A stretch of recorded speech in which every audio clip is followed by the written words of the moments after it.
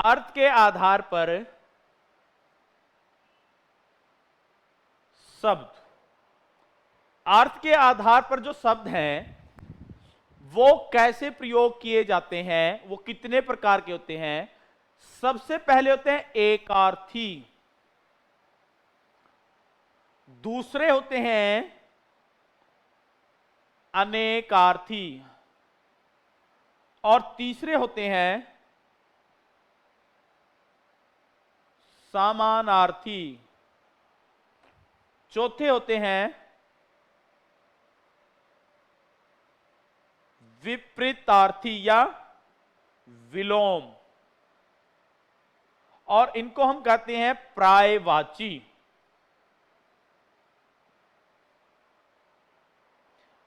अब देखिए एकार्थी शब्द कौन से होते हैं। एकार्थी शब्द वो होते हैं प्रायवाची, सॉरी गलत तो लिख दिया, प्रायवाची। अब देखिए एकार्थी शब्द वो होते हैं कि जिनका केवल एक अर्थ हो, कोई अन्य अर्थ ना निकले, केवल एक अर्थ जहां पर होगा, केवल एक अर्थ जहां पर होगा वो हमारे एकार्थी शब्द कहलाएंगे। अब जैसे मैं लिख दूं राम,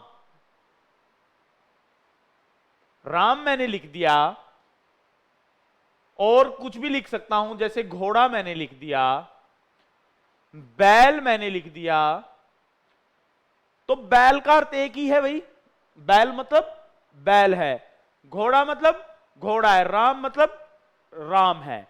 तो इनका कोई दूसरा अर्थ नहीं निकल रहा है, दूसरा अर्थ नहीं निकलेगा, तो ये हमारे जो शब्द हैं ये कैसे हैं, एकार्थी शब्द हैं। ये हमारे एकार्थी शब्द है।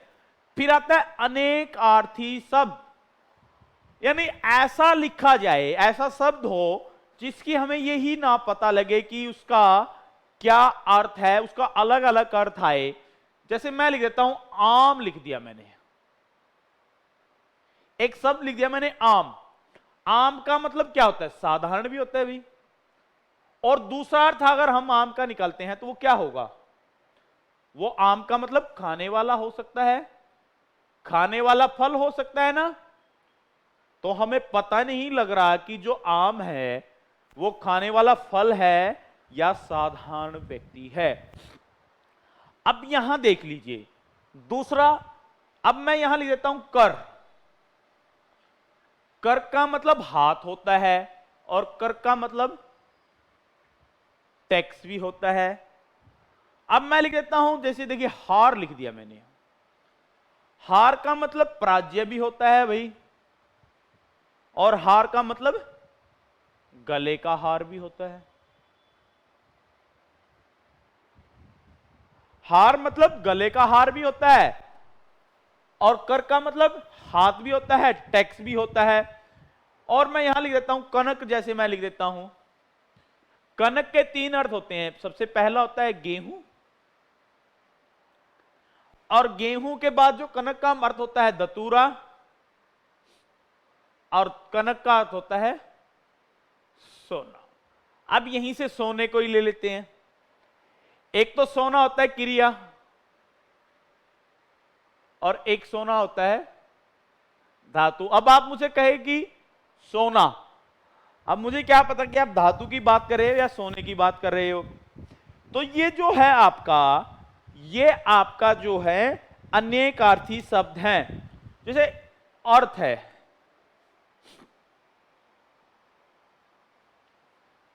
अब देख लीजिए जैसे अर्थ है, अर्थ का मतलब क्या होता है, प्रयोजन। मान लो कि इसका क्या अर्थ है मतलब,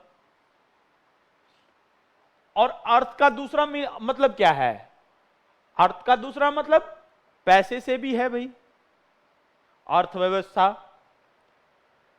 वित्त भी, वित्त से संबंधित भी है।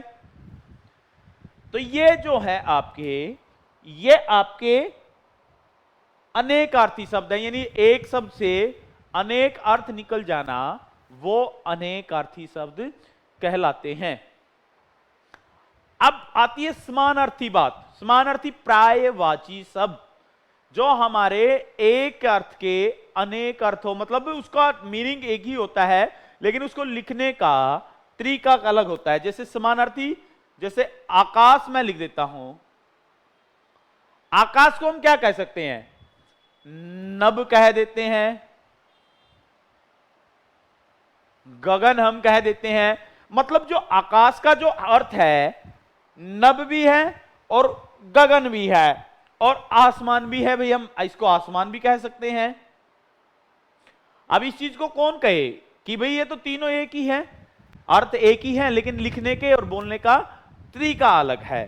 अब और देख लीजिए, सूर्य है, जैसे सूर्य को क्या क्या बोलते हो? सूरज कह देते हो सूर्य को, भानु, भास्कर, ये सब इसके अर्थ ही तो हैं। सूरज, भानु, भास्कर,